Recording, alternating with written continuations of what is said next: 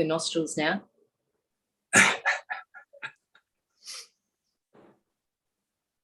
Okay, it's just connecting. Looking very dapper in your blue. Do I? Thank you. You like me in blue, don't you? Yeah, blue's your colour. Very cooling. You need to be cooled down a little.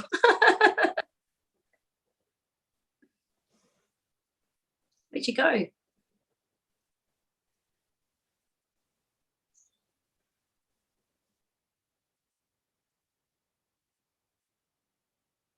Hi. Hi. So I believe that we are live. Awesome.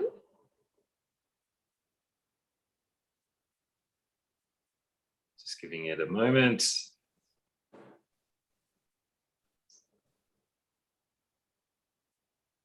Hi.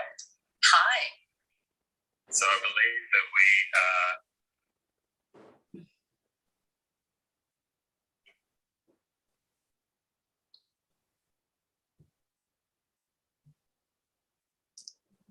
Okay.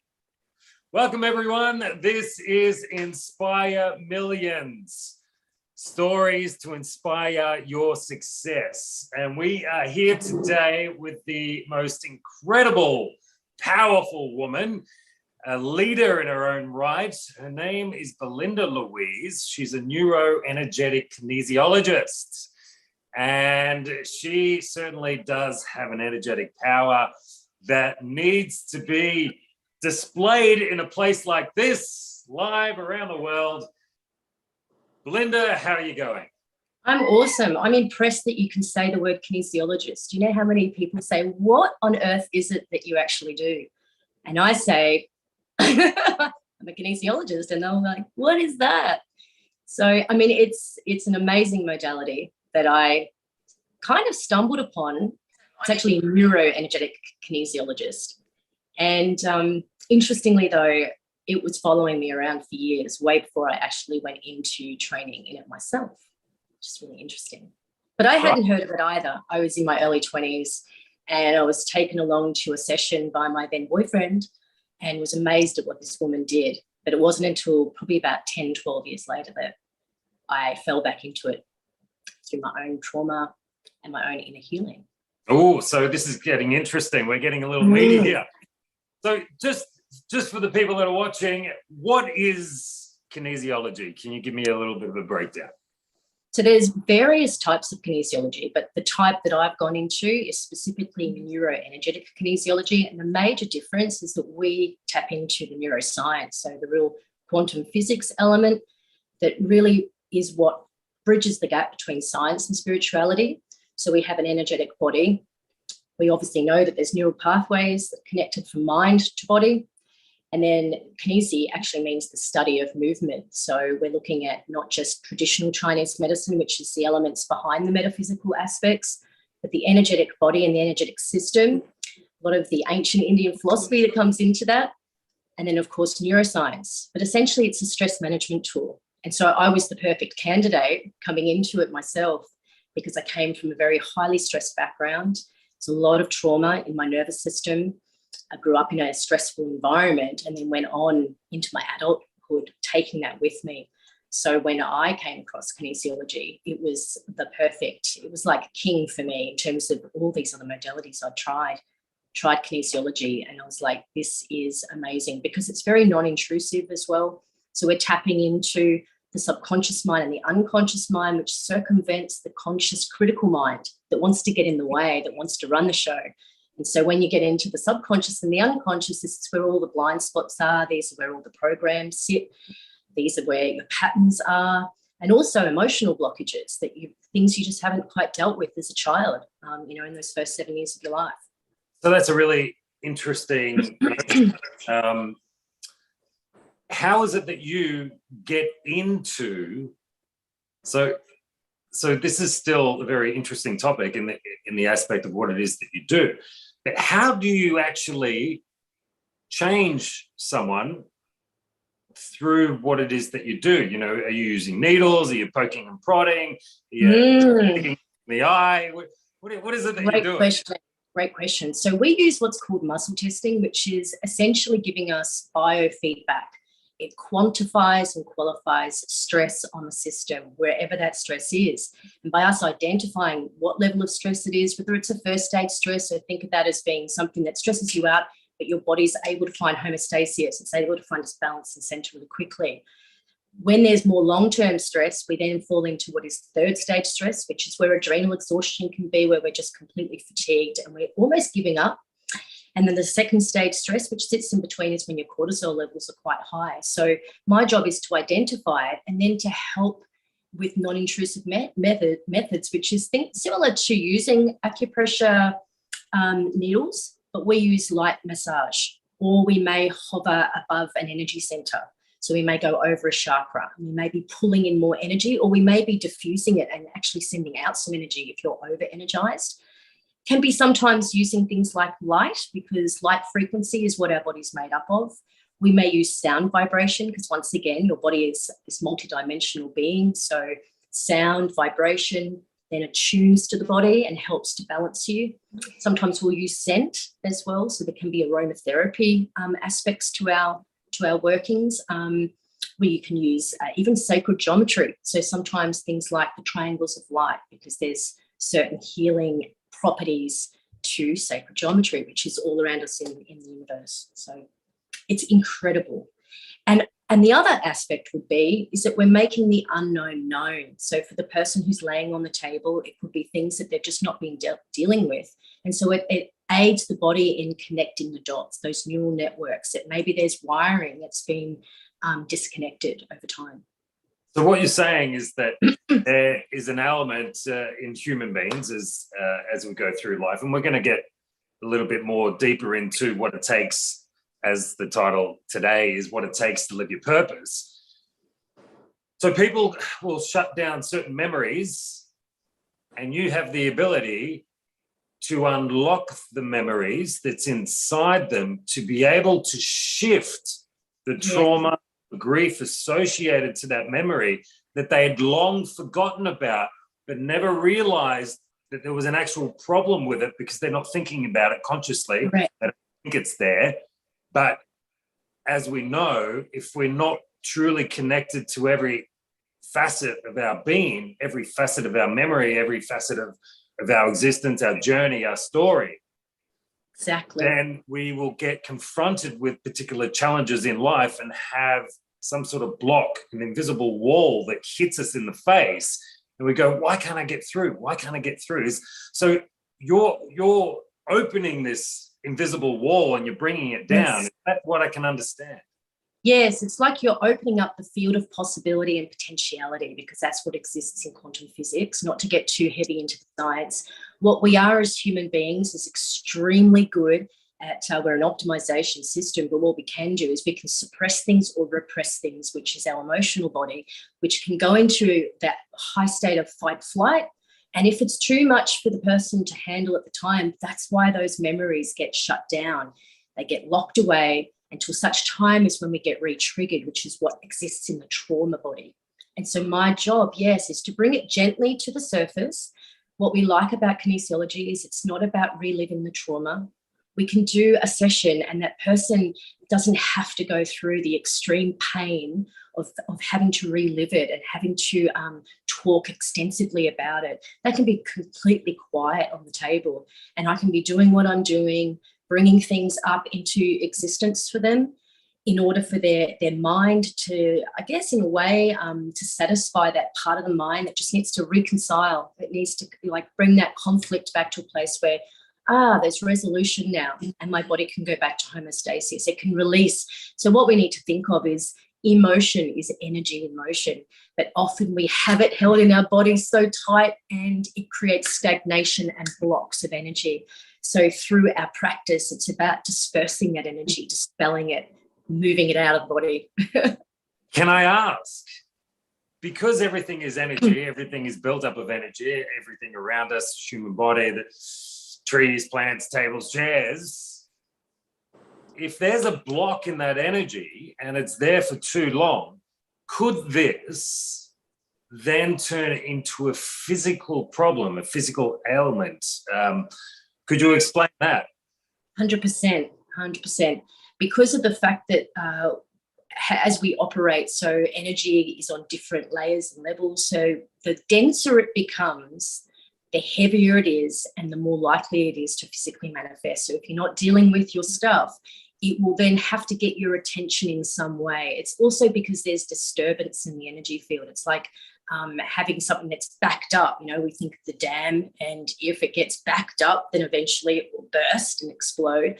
So what our initially, like, people will hold things down and they'll do it for a period of time. But stress is such that when it gets too much for the body to cope with, it will physically manifest. And it's a way of actually getting your attention to release it and let it go.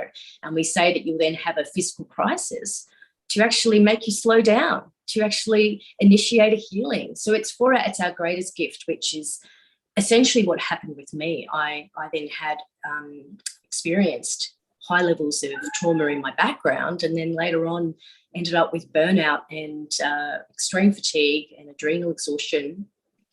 And it was because I wasn't paying attention to really what was going on behind the scenes. So my body manifested it in a very clever way, which was to kind of shut me down and make me take forced rest to reassess my life and to change my trajectory. And that's very interesting. Now, I just wanted to just mention a couple of comments here. There's a couple of people commenting. We've got Coach Chad Smith. Hello there, Chad. He says, hello, wonderful people. Annie Claus. She has said, I have several people who I will share this with as they have some suppressed memories they want to unlock and deal with so they can live a life of passion and purpose. And this purpose is what we're going to get to in this episode. Yeah. Chad also said, free up that energy to move.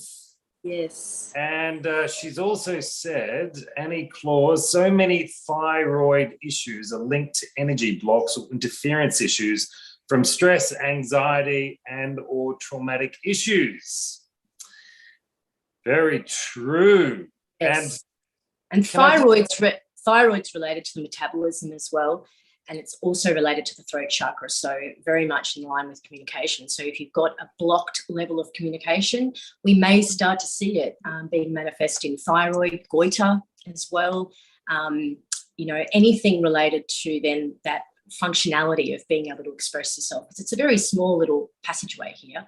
And if you're not saying, if you're not in your expressing your personal truth, then that's where a physical manifestation will possibly be the outcome. Look, this is a fantastic little area and something that we could definitely go into a little bit more in depth, like depression and anxiety. I mean, they're two suffering aspects that live so much in the mind. And it's a lack of release through that vocal area to express what it is that you're thinking and feeling and allowing that to come out. But I'd really love to go into the moment. Like, this is an extraordinary field, right? This is science and it's just extraordinary.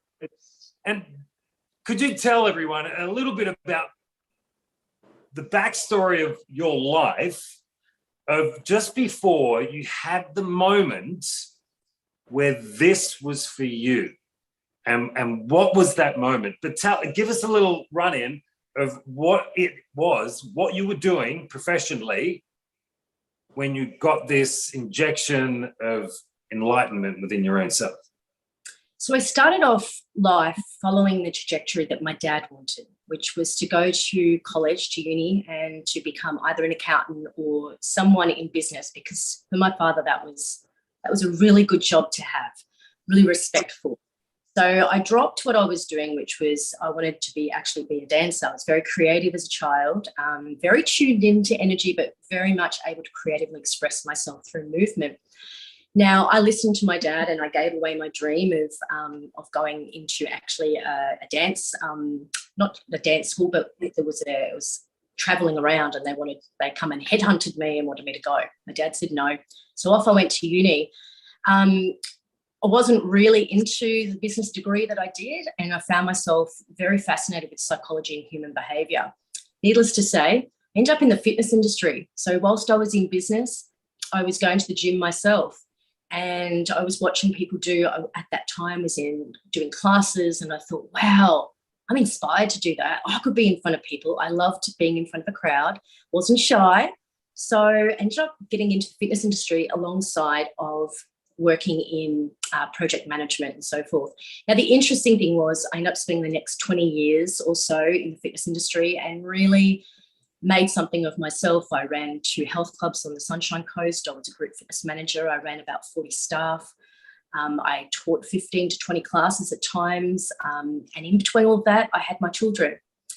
The moment, though, I know, right? What a high performer. That's awesome. So great. Please. Yeah. So tell me about the injection of children. Yes. And it was in my nature to really go out, and I was always highly motivated and always very inspired to be a better version of myself, and to stand in front of people and to give them an experience each and every class was what I was motivated to do. However, doing that for so long, that's kind of what instigated the burnout.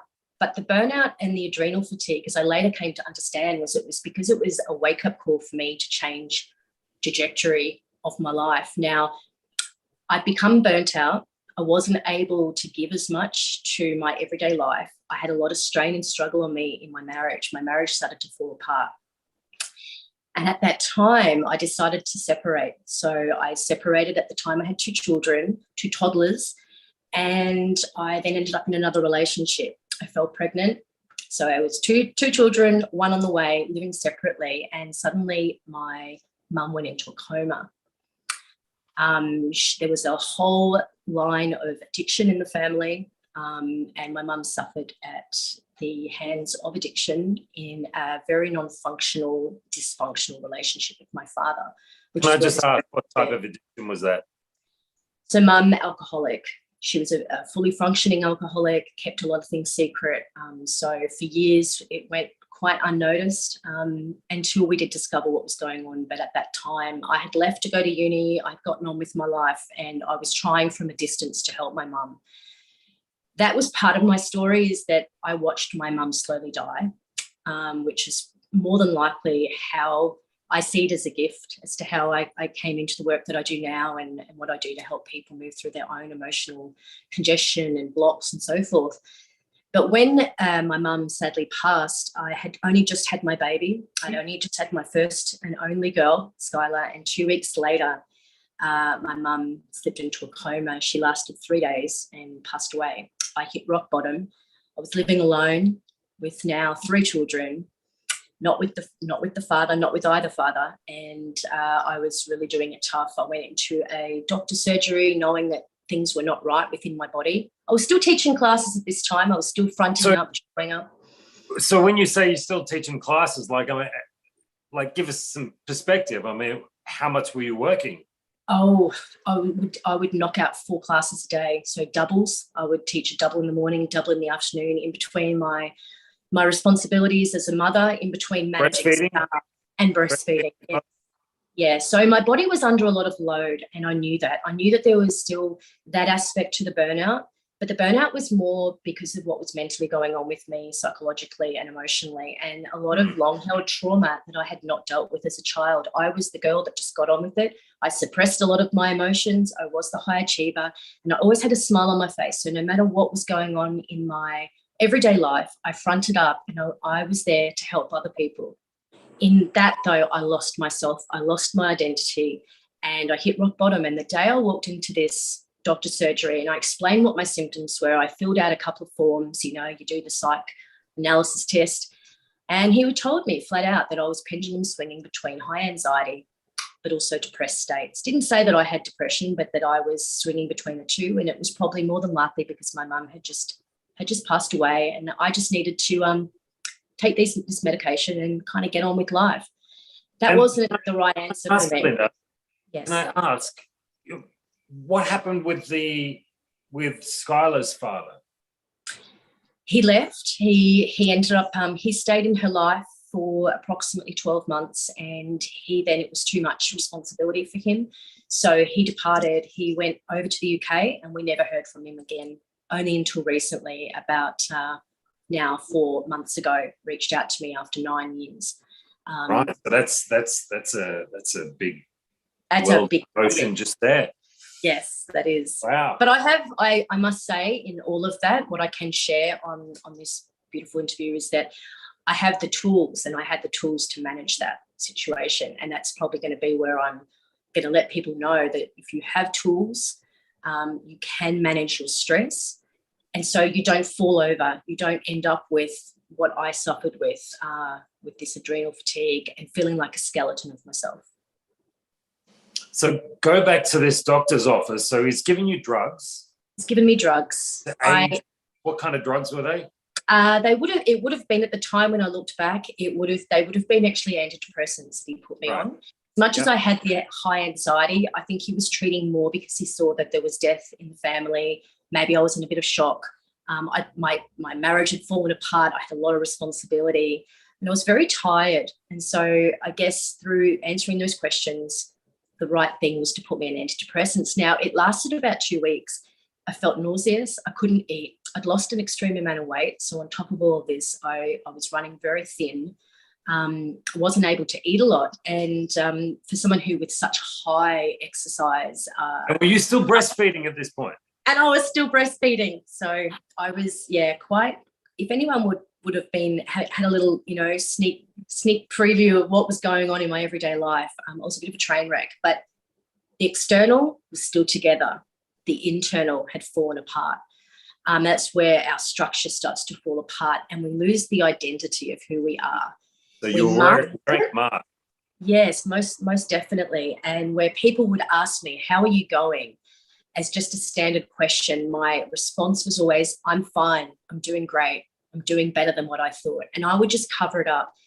Now, I knew something internally was not quite right. And I had the courage to see a beautiful girl that I knew who I had some massage done from her before. She was an intuitive massage therapist who also did some kinesiology, not the type that I do now, but she still had this ability with muscle testing.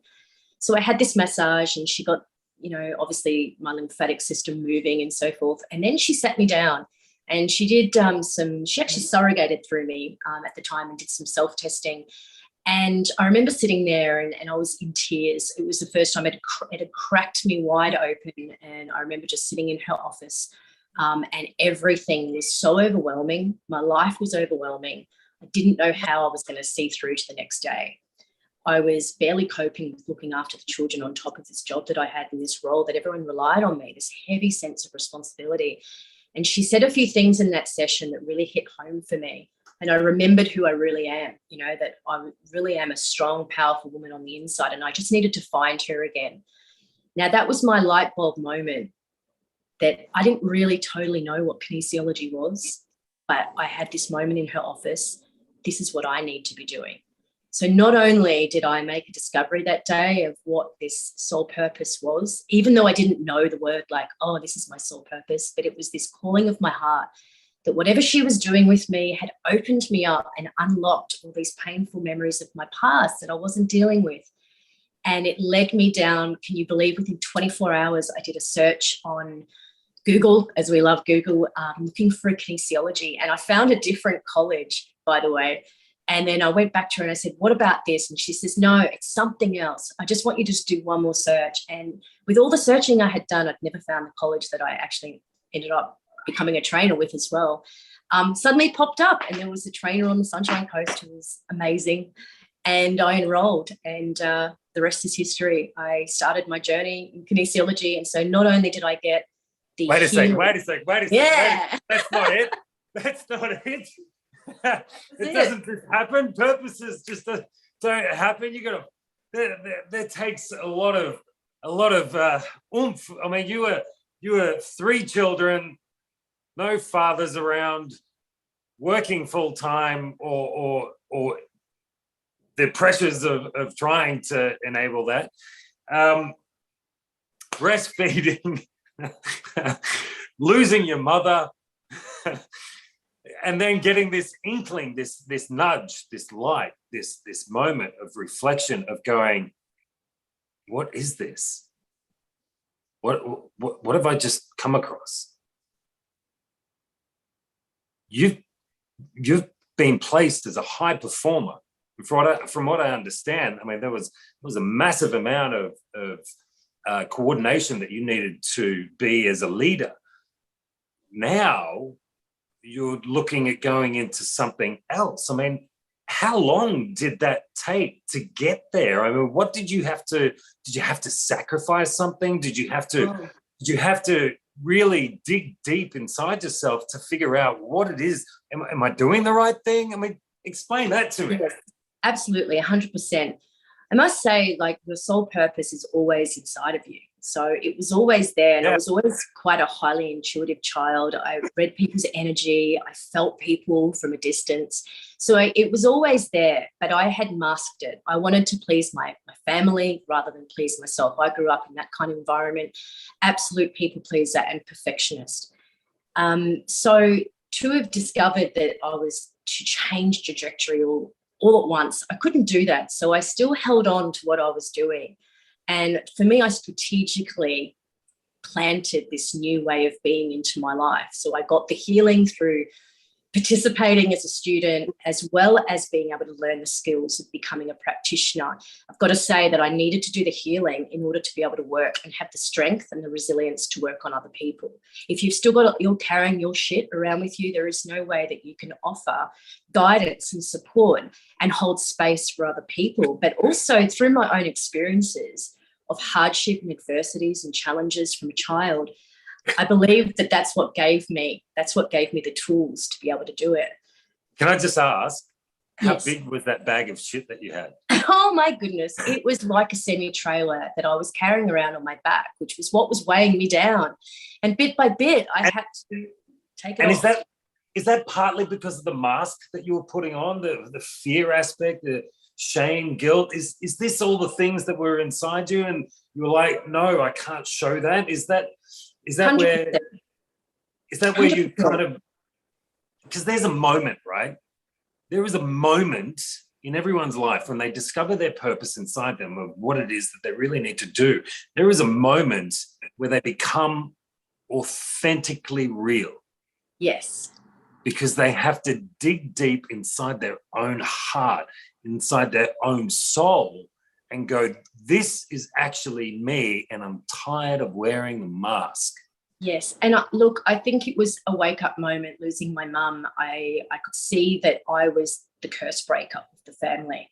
I could see there was a long history, ancestral lineage of suppression of people's feelings, sweeping things under the rug. There was, I would say that there was a high level of, on the mother's side, coming from abusive relationships and controlling, manipulation, and that type of thing. And I felt like one second, Belinda.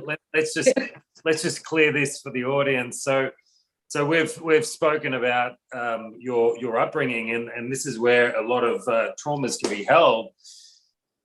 Give me a quick rundown of your family when you grew up, and where some of this trauma for you had actually began. You come from a European background, parents together. What happened with them? Explain that. So parents together, they put on the facade that everything was okay. My mum was the people pleaser, so I would have copied a lot of the patterning from my mother, and I could see that I was pretty much following it in her footsteps.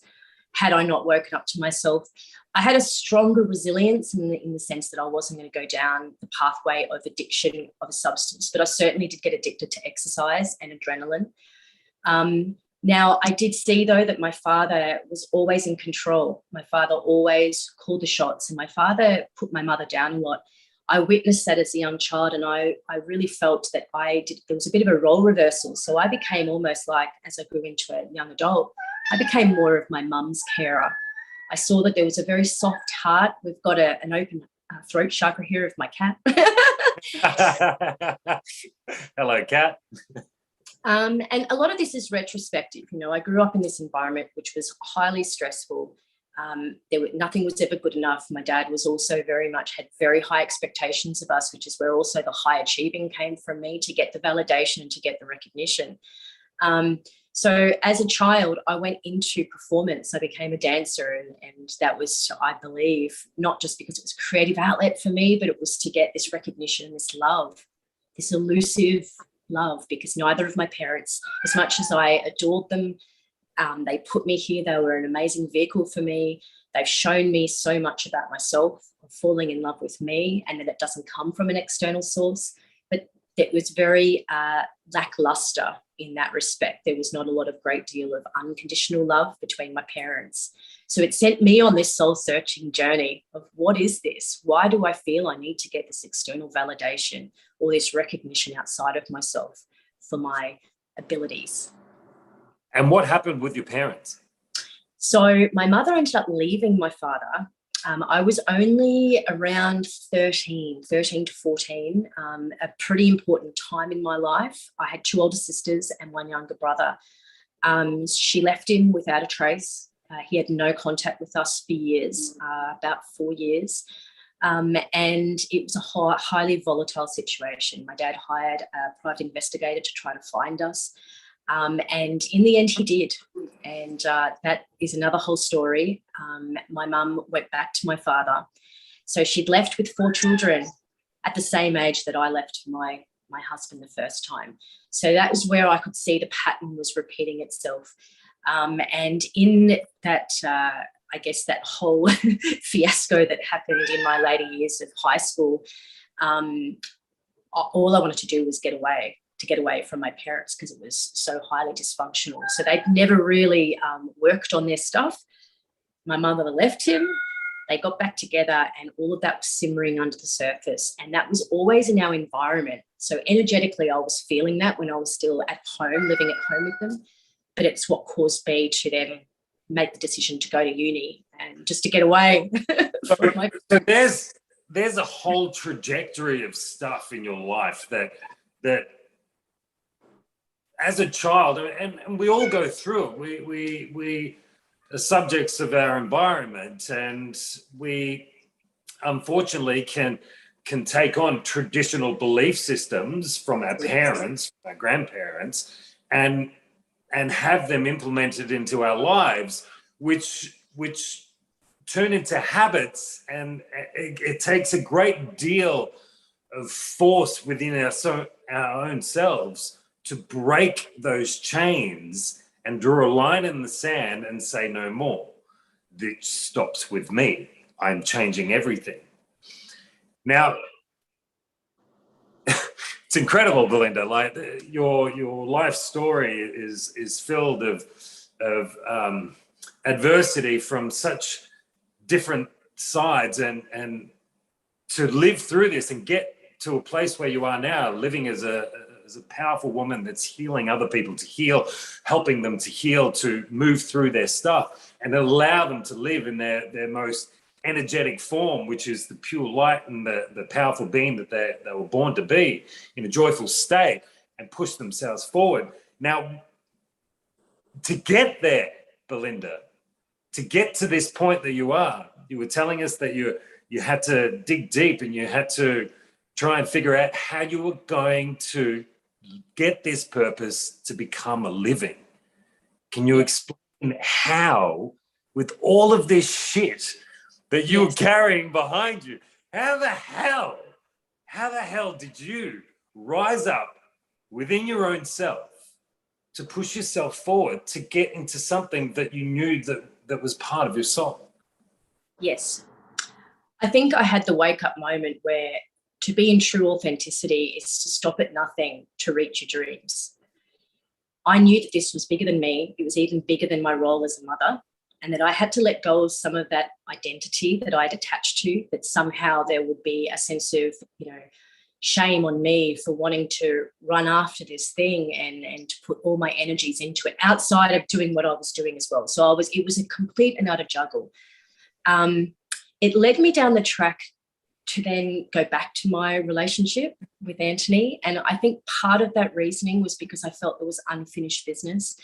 Part of it would have been for support, to be able to do that, and to also role model to my children that I gave it my all, that no matter what, I had this dream, but that I also wanted the family. So I wanted the best of both worlds. Now, unfortunately, the relationship, it suffered, and eventually 4 to 5 years later, we've ended up breaking away from one another, which is where I'm at right now. But it was having structure, consistency. I've really had to follow the ability to just continue to keep going, to put one foot in front of the other, no matter how hard it was and how difficult and how challenging. Okay, so Belinda, I'm curious, right? Because purpose, to live a life of purpose, especially when you have to change everything in your life. You've got 3 kids, split up with your ex-husband, got into another relationship, have another child, so 3 altogether. That fell apart. Yes. You've gone back to your ex-husband. Yes. As a wounded soul, I could only imagine. Yes. You've tried to make amends. Yes. Now that in itself would have been an added emotional and mental pressure. And Absolutely. you still wanted to take steps towards the purpose that was coming up. So how? How did you do it? Like, what was there a decision that you made, a moment where you made this decision, where you spoke to your ex-husband that came back and you had to get support? Because sometimes you need support, right? And if you don't get it, you've got to push it uphill. And you've got to get down on your hands and knees, and you just got to grunt and scream at yourself and get to where you need to go, because it's a calling, right? Look, it was a declaration. It was a declaration to myself that I would never end up like my mum. I would not allow myself to fall down that slippery slope of allowing myself to get taken down, which is essentially what happened with my mum. She wasn't able to harness the energy to move herself just a little further forwards to get the help that she needed. For me, it was like a gift that had been given to me that I couldn't deny it. I would go to any length to do it. And it was a reawakening. They talk a lot about, when we have past life gifts and so forth. In a sense, I can relate to that. I can sense that it made no sense for me to be a kinesiologist from being a group fitness instructor and, on a stage in what people deem as being sometimes a bit of a superficial industry, which was probably what led me to move away from it, because I couldn't handle that aspect anymore. To then step into this world of neuroenergetics, where there was that fear of judgment, that was the fear of persecution, of imposter syndrome, of what is it that you're doing. Did you get scrutiny? 100%. I mean, this is a left field dynamic, right? This isn't just I'm becoming a GP or a chiropractor. This is a bit left field, which has complete.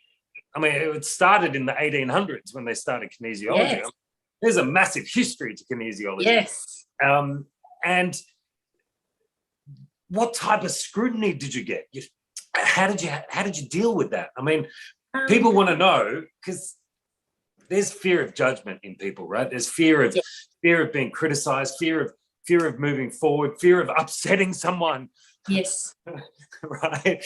And so many of us have to go through that. So when you were getting scrutinized, who was scrutinizing you, and how did you deal with it?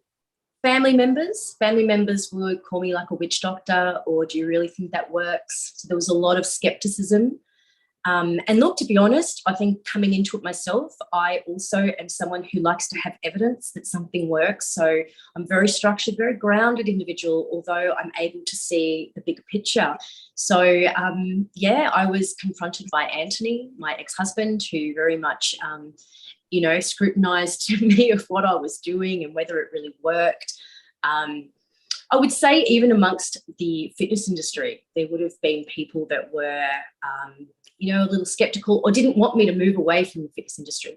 That's how they identified me, as being this incredible instructor, and they were losing something by me jumping into this other field. So most definitely. And then it was more of my own inner conflict that was going on. I'd identified with being this person who was this group fitness instructor for so long, that to move into this other realm, that's where the imposter syndrome came into it, because it was like, well, who am I to be doing this? am I really worthy? So I had to really go through a whole process of transformation within myself and inner alchemy around self-acceptance, self-worth, self-love, knowing that I have a voice.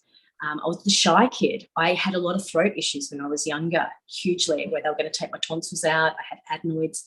I was the kid that was quite suppressed, loud family. So for me to find my voice and to be able to really speak my truth in this field that is at times looked upon as being, what is that metaphysical thing that she does? Well, I've seen the evidence. I've had the reports come back to me of people that have gone and had scans after they've been diagnosed with a tumour and come back and they had one session with me and say, the tumour's gone. The people who've had structural issues, sciatic pain, that they had for years. For someone who had a right shoulder that was frozen, that came back and said, it just after 2 sessions, it's completely gone. I know it works. And so I needed that evidence myself in order for me to really be very grounded in my practice. But in overcoming what I was hearing from the outside noise, I had to get very clear on what it was that was coming from the inside. And my inner calling of my heart was telling me this was my truth. And no matter what, no matter who was going to try and pull you off your path, I knew where I was going. So there was a very strong directive in that way. And I'm Italian descent. I'm Year of the Tiger. So I believe there is quite a bit of that comes through in my personality as well as to my strength and my resilience. Wow. Wow.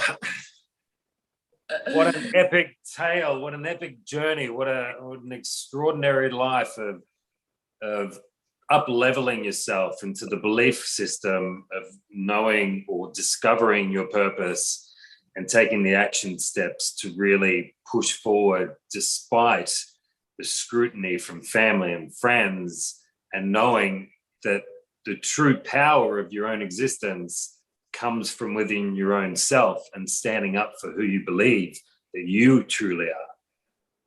100%. So I commend you for being such a powerful woman, for discovering so much in your life, for coming to peace with where you are and the journey that you've had to walk along, which is a beautiful journey. And it really has been. And continues to be. Absolutely it does. It's just going to get better and better. I can just see it all. And I'm just going to go and have a look at some comments, Belinda, and just see if anyone's asked any questions at all during this time that we've been going over things. Would you like to tell me what would be a key thing that you could share with your audience about what it is or what it takes to move in the power of your purpose? I believe it has everything to do with acceptance of your past story, because it really is. It really is. It's that's what I do. I know, right, Kane? And you're a gift to the world also. But the more we can understand that our story and our past is not what defines us. It's not essentially even what shapes us. They are the gifts that come from the past. And when you can come into full acceptance, when there is forgiveness for self and for others, it can only propel us forward to live in our purpose and in our passion. We're no longer attached to these old past versions of ourselves, of what could have been, or regrets, or so-called mistakes. It's just, which perspective do you want to look at your life through, and which lens? And so, look, I'll admit there were times when I would have slipped into victimhood. There was times when I would have slipped into being a martyr and looking at my life and thinking, how is it that I came into this physical body with these parents that don't get me, or this family that think I'm so odd that I do this practice. Yet I rose above that and I accepted where I came from. I utilized a lot of those, what could have been deemed as bad things that happened to me. Well, they weren't bad. They were just experiences that I had. And it's just the way we can flip it flip the energy on it. And now I remember writing a message to Skylar's father and saying, thank you so much for the gift that you gave me. And he actually thought I was having a go at him, and I had to correct him and say, no, truly, you're a gift in my life. You're a gift in my daughter's life. And had that experience not had been had, I would not have become the powerful woman that I am in following my purpose, and discovering who I really am, and that I can help other people, that, you know, through my own adversity, that, you know, it's what I can shine my light and give permission to others to do the same, you know, to view their life differently. So that would be it. And the future version of yourself, you know, there's the past story, but what about the story that you're writing for your future? That's the key in itself into unlocking. Absolutely. I'd love to, could you give, actually, I'm just gonna read a couple of comments here. You know, it was about the mask that we wear, removing, Coach Chad Smith said, removing that mask only to find it is a mask upon a mask upon a mask. Absolutely. But when we finally get to the real and authentic you, freeing, and we can shine brightly again. Isn't that just true? And that is what it's all about. Because you're just in the darkness, you know, the darkness is the mask, it's the cover up. Whereas the light is when it's just you're fully vulnerable and people are seeing you for who you truly are. Well, as you know, being a neuroenergetic kinesiologist, that there's nothing that exists without a positive and a negative charge, right? Correct. Polarities. There's a positive and a negative. So when we're looking at our lives, when we're looking at the trauma, when we're looking at the grief, when we're looking at the adversity, there is always a positive and there is always a negative. And we always get to choose what it is that we want to focus on. Yes. To live our life. Yes, positive and negative charge, 100%. It's the polarity and duality. And that's what we agreed to when we signed up to come into this physical body and have a beautiful human experience on this. Yes. Just a playground, really. It's just a playground. And the more we can, something I would like to share is just the joyfulness, you know, seeing the lightness in your life, seeing ways that you can play more, watching your children. They've been my greatest teachers in when I've needed to slow down and I've needed to tap back into, you know, that childlike approach to life. I have a real pixie kind of energy. And when I'm with my kids, that really shines through. So tapping into that more often is really where you get your creative flow and you really can start to connect more with your purpose. I'm a big believer in the whole inner child. The inner child is for me, it's the place where creativity is, the spontaneity, the imagination. It's the foundation of all the creation that we can move forward with. And if we allow it to flow freely, if we allow it to forgive, if we allow it to accept, it comes forward and it allows ourselves to be present so much more often that we can be present when we allow our inner child to step forward and actually enjoy the magic around us of life. Because life is magical. Everything is a miracle around us. The trees, the food that we eat. I mean, who the hell put the food there, right? Yes. How the hell did humans get on this planet? At the end of the day. Yes. High vibration. Miracles walking, right? And we're surrounded by miracles around us. And if we can't see it, then we've got to get back to our inner child. We've got to get back to the creation mode, the imagination, the freedom of going, you know what? I can be free if I choose to be free. Well, there's no barriers with the child. You know, when we're in the child archetype, they don't see life through the problems. They see it through the possibilities, right? They don't have that lens of conditioning of, I can't do it. It's like the imagination is really what is the creative source within all of us, tapping into that. Having, you know, for me too, it's the non-negotiables. It's the ways that I can tap more into that is by, you know, going out into nature, playing with the kids, you know, going back to basics, meditation, of course, movement, you know, yoga practice, including them. Could you give me just some items of your non-negotiables in an ordinary day, just so people are aware of some of the tips and tricks that you incorporate in your life? Yes, well, before I even get out of bed, I do a meditation. I affirm how I'd like my day to go. of how I can be of contribution to humans. So that's the way I believe that paves the way, that sets my energy for the day and my energetic set point. Exercise, I am a very active being. So for me, moving my body allows any of that built up emotion or anything I've processed overnight to be shifted out of my physical vessel. And it keeps me young and youthful. I like to think it does. And meditation, I do some other things. I do cacao now. It's a new thing I've added into my daily ritual, where I'll have a ceremonial cacao, not just a chocolate drink. Yeah, you can. Like, I love cacao. Could you explain to the audience the difference between cacao and coffee? Yes. And how it actually enlightens the body? Well, you see, coffee can put us into a very anxious state. It activates the adrenals and also the heart. So if you're someone who's a bit tetsy and a little bit already edgy, coffee's going to add to that.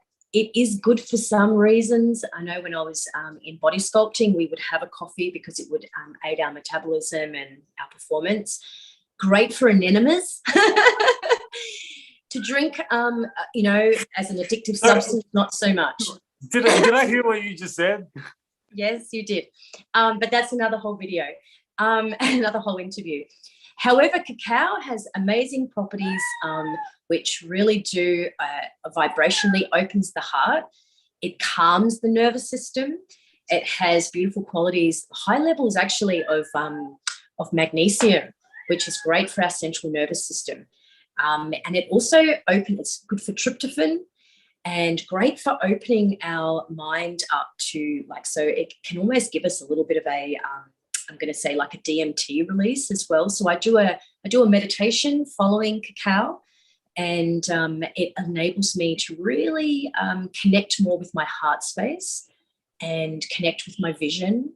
And I get a lot of downloads when I drink cacao. So it's a much more, it doesn't give you the jitters. So I don't put any sweetener in my cacao.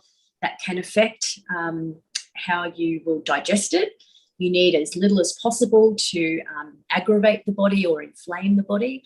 So yes, coffee is inflammatory, whereas we would find cacao is very soothing, very calming on the nervous system, and great for having more awareness.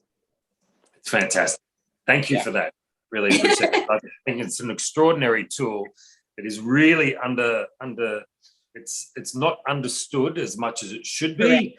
Yes. And it really should be a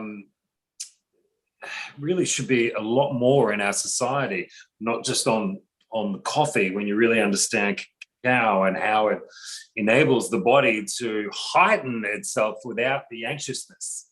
Yes, which is what a lot of people are suffering with, I believe. A lot of free anxiety as well as their own anxiety. So absolutely. That's right. And I just want to say, Coach Chad Smith has said, keep shining your light and helping others do the same. Thank you. Thank you, Coach Chad. Thank you, Annie Claus. Belinda, I really want to thank you. It's been an absolute pleasure to really understand your journey, your life, what it takes to live your purpose. No matter how hard it can be, there is a reason that God had left something in your soul, and that's for you to create it. It's a beautiful story. Thank you so much. You're a beautiful woman. Could you allow anyone watching, let them know how they can get in touch with you if they'd like to find out more about neuroenergetic kinesiology, and also let them know that you do this not just face-to-face, but online as well, which is just as powerful, if not even more powerful, doing it on an online resource. Absolutely. So my business name is Living Balanced Kinesiology. You can find me through Facebook. I have a huge amount of resources on there. So you can go in there and watch different videos I've done and different posts and different resource materials that I've supplied on there, as well as my website, same name, Living Balanced Kinesiology.